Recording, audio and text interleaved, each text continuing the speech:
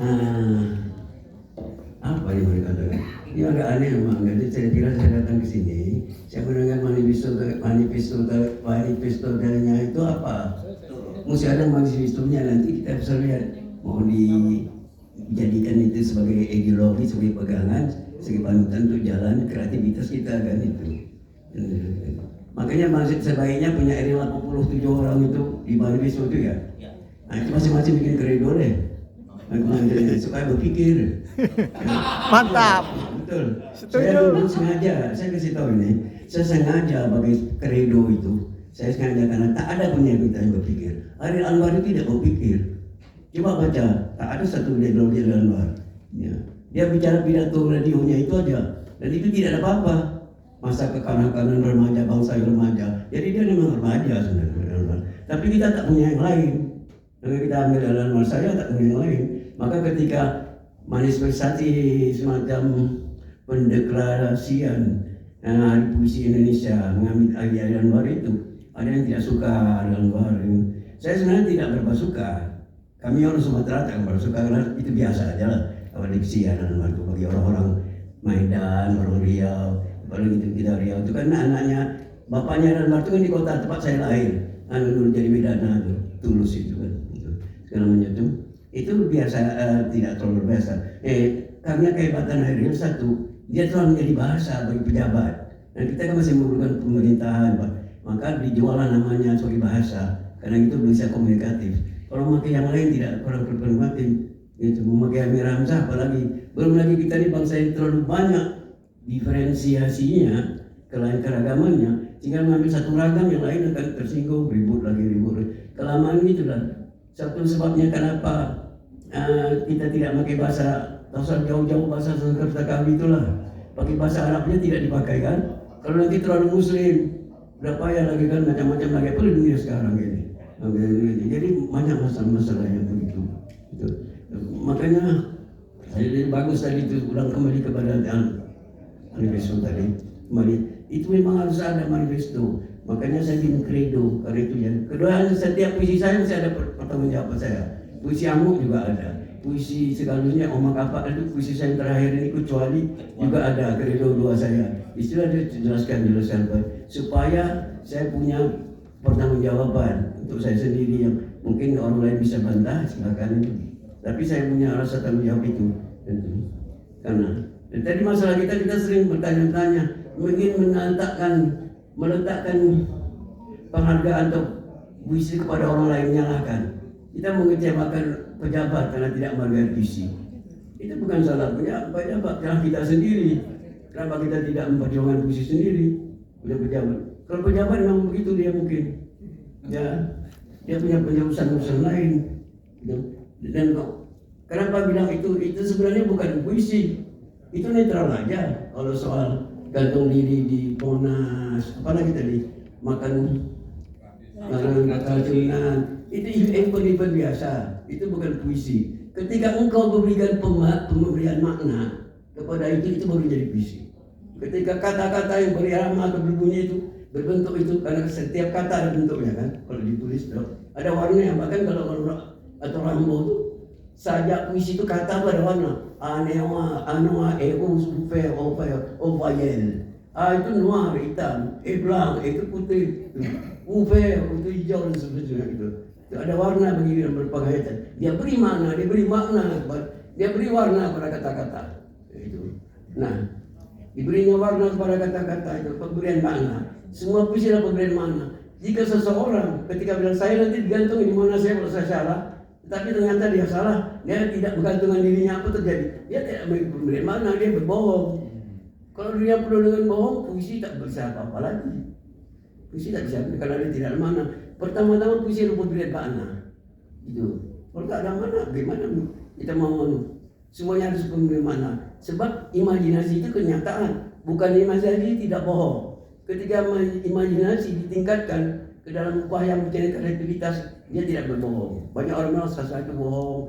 Itu tidak, sastra tidak bohong. Kenapa kita bisa kita berbohong? Itu kan? Ya. Ini literasi ini harus upaya untuk pemberian makna kepada kata-kata, penghargaan terhadap pemberian makna itu. Maka usahakanlah supaya kita bisa memberikan pemaknaan itu kepada kata-kata itu begitu rupa sehingga kita bisa menjalankan estafet ini setiap kemarin. Kemudian kultur ini kan berjalan estafet, kata-kata estafet. Nah ini yang mau dirontokkan lagi oleh Taufiq Razin tadi. Nol lagi kita, bukan nol lah ya, boleh ganti kata kalau literasi itu akan payah lagi, akan mulai lagi. Tapi apa salah kalau ada orang mau misalnya di sini mempelajari bahasa Kawi segala macam. Dulu saya belajar bahasa Kawi juga, saya dulu, tapi sekarang udah hilang. Nah bahasa Kawi itu pakai bahasa Kawi silakan aja. Mana tahu nanti ada pengikutnya, mana tahu itu akan dilirik oleh dunia. Ya, silakan aja. Tapi tak usah gerakan besar, banyak pengorbanan. Sudahlah senang makan bersama, gratis saja tidak payah kan. Itu banyak orang mati karena kedua Kawi. Ya, orang sibuk gitu, otaknya jadi gila kalau ganti buruk itu bisa aja kan.